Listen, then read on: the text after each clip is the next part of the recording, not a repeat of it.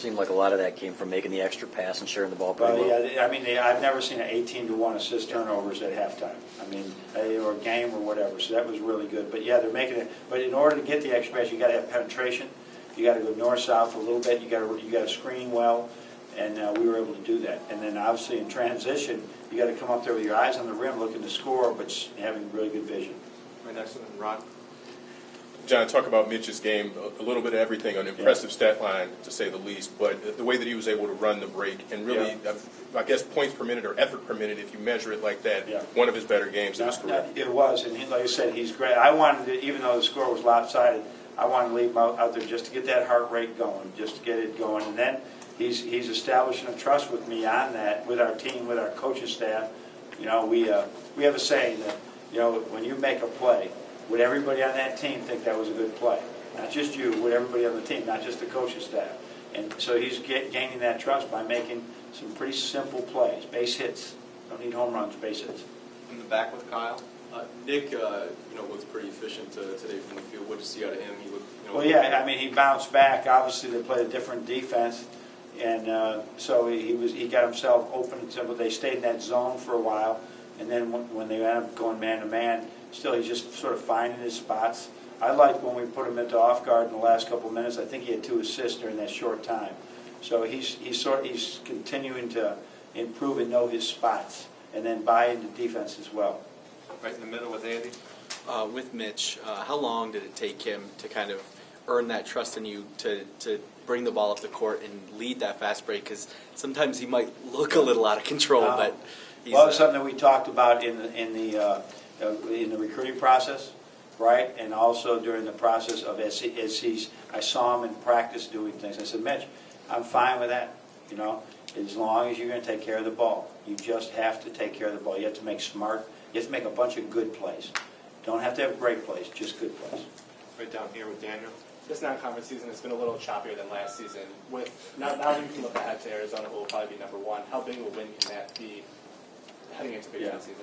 Yeah, it's choppy again because we're on the road. We're playing. I think if you check your stats, there might be only 1 or 2. Probably the North Carolina win is probably the only one that is with the unranked or a ranked team or unranked or ranked team over a ranked team at home. So it's going to happen. But Arizona is another part of the puzzle that you put together. It's a team very much like Ohio State doesn't come here this year, but Michigan State, Wisconsin, those teams come into your building, and you got to be able to really play at your best. And Arizona's played a very challenging schedule. They haven't played just home games coming in. They have been all over the place. They got a game, I think today, they got a game Wednesday. They are playing a hard schedule. They won't come in here in awe as well. But we're going to have to meet that challenge. They're a heck of a team and a heck of a coaching staff. On your right with Nick.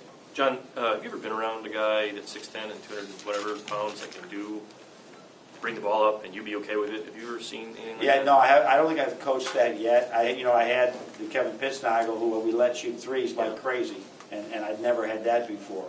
But I think we want to have versatile players, and when he comes out, like you said, now what happens is who's got the ball, and whoever takes the ball, now there's mismatches. There's having a push man like that is very difficult to defend. So I'm just trusting them, and they don't have 100% trust yet, right? And he's got to understand it, but we have to work on it and just continue to work on it and continue to. You can't do it, Nick. You can't do it if you don't defend them. We can't do that if we're taking the ball out of bounds. And he's got to work on his defense. We all got to work on our defense because there's too many easy shots tonight as well. Back to your left with Daniel. You talked about being excited for this week, having the whole week off, not having any games. Do you kind of have a plan for what the main things you want to hit on? Yeah, the first 2 days we'll probably, we needed, they haven't had a Sunday, but they haven't had a game or a practice in a long time. So we need to just be really in tune right now until we get our body rested tomorrow. That'll be our day off. Monday and Tuesday will be, boot camp, Michigan camp, get better. As we won't be doing a lot of Arizona, maybe a couple concepts, but those first 2 days will be all about trying to shore up what we think are our weaknesses with Mitch involved, almost like we would do October 15th. So that's a bit, and then obviously get a little bit of rest. You can't go 5 days hard and then play Arizona. You got to have a rest period and then the traditional 2-day prep for Arizona.